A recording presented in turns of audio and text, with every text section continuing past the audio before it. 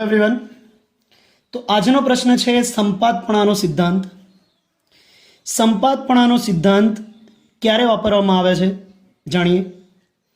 જ્યારે એક જ વિદ્યુત ભાર પર બે કરતાં વધારે કુલંબ બળો લાગે ત્યારે પરિણામી કુલંબ બળ શોધવા માટે સંપાતપણાના સિદ્ધાંતનો ઉપયોગ કરવામાં આવે છે।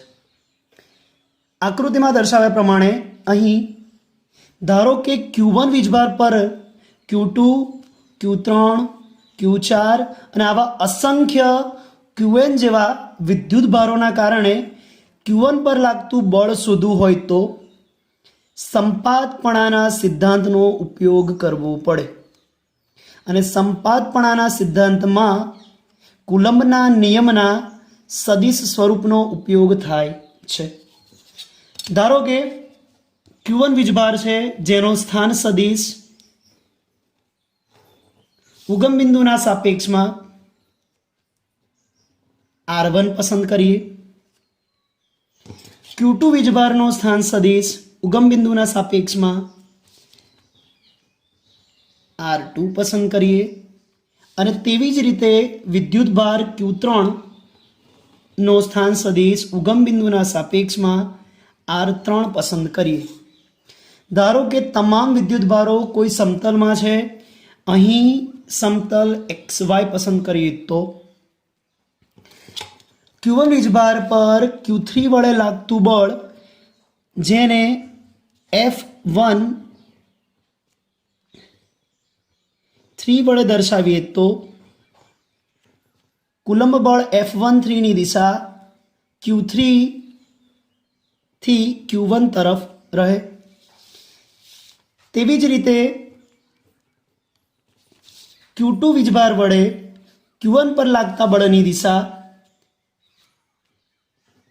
कंईक आ रीते मळे जेने सदिश F12 वडे दर्शावाय। हवे Q2 अने Q3 ना परिणामी बळ शोधवा माटे धोरण 11 मां संपातपणाना सिद्धांत ने अनुसरवा माटे समांतर बाजू चतुष्कोणना नियमनो उपयोग थतो हतो। तेनो उपयोग करीए तो F13 ने समांतर अने F13 ना मूल्यनो सदिश दोरीए। तेवी ज रीते F12 ना समान मूल्य अने F12 ने समांतर सदिश दोरीए तो अहीं मळता चतुष्कोणना विकर्ण ए सदिश F13 अने सदिश F12 वडे दर्शावेला कूलम्ब बळना परिणामी बळ कहेवाय जेने F1 वडे दर्शावाय। हवे सौथी पहेलामां पहेलुं आकृति दोरवानी, तेनी मददथी Q1, Q2, Q3 अने Qn वीजभारों माटे XY समतल में रजूआत कर्या बाद संपातपणाना सिद्धांतनुं विधान लखवुं पड़े। विधान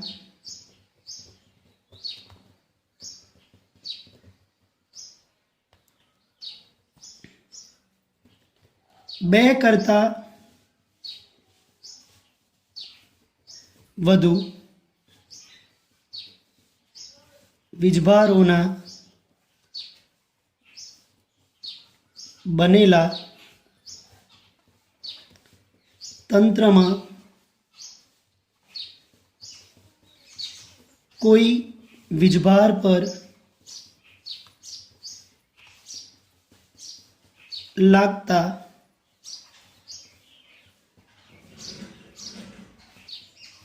परिणामी कूलम्ब बळ ए दरेक कूलम्ब बळना स्वतंत्र सदिश सरवाळा मुजब થાય। છે. ફરીથી એક વખત, બે કરતાં વધુ વીજભારોના બનેલા તંત્રમાં કોઈ વીજભાર પર લાગતા પરિણામી કુલંબ બળ એ દરેક કુલંબ બળના સ્વતંત્ર સદિશ સરવાળા મુજબ થાય છે.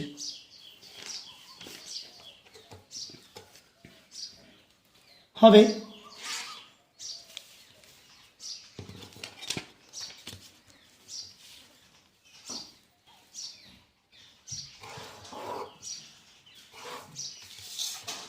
કુલમ્બના નિયમ મુજબ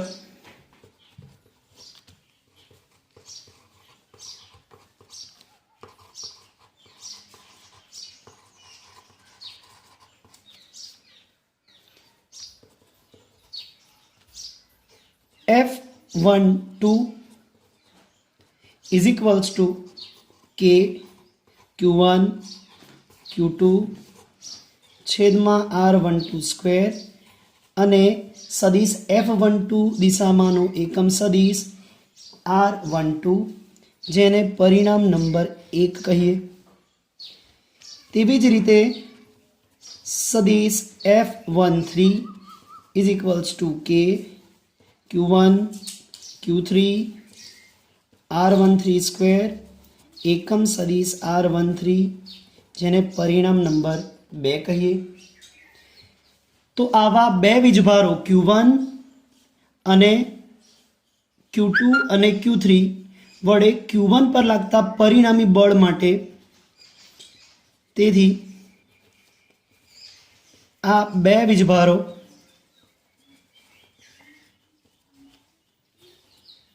Q2 અને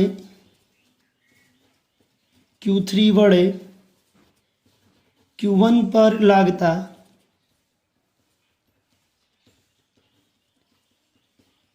પરિણામી બળ જેને સદિશ F1 વડે દર્શાવીએ તો સંપાતપણાના સિદ્ધાંત મુજબ બંને બળોનો સ્વતંત્ર સરવાળો થાય માટે સદિશ F1 is equals to સદિશ F12 વત્તા સદિશ F13.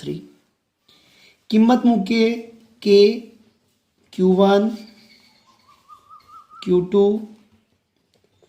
R12 સ્ક્વેર એકમ સદિશ R12 વત્તા K Q1 Q3 R13 square અને તે દિશાનો એકમ સદિશ એટલે કે R13 જેને પરિણામ નંબર 3 કહીએ.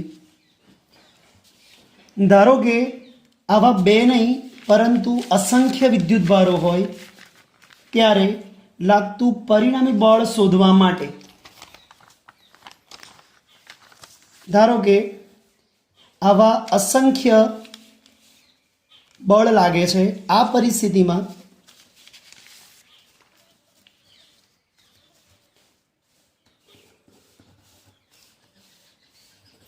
ધારો કે Q2 Q3 dash dash dash જેવા n જેવા અસંખ્ય વીજભારો Q1 પર કુલંબ બળ લગાડે છે માટે પરિણામી કુલંબ બળ જેને F1 વડે દર્શાવીએ તો K Q1 Q2 R12 square એકમ સદિશ R12 વત્તા K Q1 Q3 એકમ સદિશ R13 સ્ક્વેર પ્લસ આવા અસંખ્ય બળોમાં જો n જેવા કોઈ વિદ્યુતભાર Q1 પર બળ લગાડે તો તેને દર્શાવવા માટે K Q1 Qn R1n square અને તે દિશાનો એકમ સદિશ એટલે કે R1 અને n દર્શાવવો પડે જેને પરિણામ નંબર 4 કહીએ. હવે જો તમે ધ્યાનથી જોયું હોય ને તો આખા પ્રશ્નમાં કે ક્યુ1 સામાન્ય છે, તેથી ઉપરોક્ત પરિણામમાં કે અને ક્યુ1 સામાન્ય લેતા માટે પરિણામી બળ F1 ઇઝ ઇક્વલ્સ ટુ કે, ક્યુ1 બહાર લઈએ તો પરિણામી લાગતા કુલંબ બળોનું સમીકરણ Q2 એનો એકમ સદિશ R12 છેદમાં R12 નો સ્ક્વેર વત્તા Q3 એકમ સદિશ R13 છેદમાં R13 સ્ક્વેર પ્લસ Qn એકમ સદિશ R1n divide by R1n square રહે, જેને પરિણામ નંબર 5 કહીએ તો. હવે ધોરણ 10માં ગણિતના નિયમ મુજબ આ પદોને આ રીતે અલગ અલગ ના લખવા હોય તો તેને દર્શાવવા માટે એક સામાન્ય રીત છે, જેના માટે સમેશન શબ્દ વપરાય છે, જેની નિશાની મોટા સિગ્મા જેવી છે, બરાબર. જેમાં ક્યુ આર દરેકમાં 1 કોમન છે એટલે 1 કોમન લખી દઉં. કઈ વેલ્યુ બદલાય છે? 2. અહીં પણ 2, અહીં પણ 2, 3 3 3, n અને n. એનો મતલબ કે પાછળનું પદ બદલાય છે, જેને i વડે દર્શાવીએ. તો અહીંયા જે પદ છે એનું એ જ પદ અહીંયા છે, તો અહીંયા એકમ સદિશ બતાવવા માટે 1 તો કોમન રહેશે. અહીંયા વેલ્યુ શાની બદલાય છે? ખાલી પાછળના પદની જ. તો અહીંયા પણ i લખી શકો છો, અહીંયા પણ i લખી શકો છો.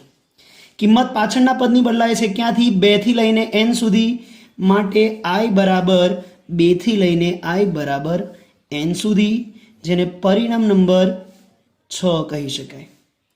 પરિણામ 5 અને પરિણામ 6 બંને Q1 વીજભાર પર લાગતા પરિણામી કુલંબ બળને રજૂ કરે છે. ફરીથી એક વખત ધારો કે કોઈ વીજભાર છે Q1, આ વીજભાર પર Q2, Q3, Q4 અને Qn જેવા અસંખ્ય વિદ્યુત ભારો કુલંબ બળ લગાડે છે અને તેનું પરિણામી કુલંબ બળ શોધવું છે.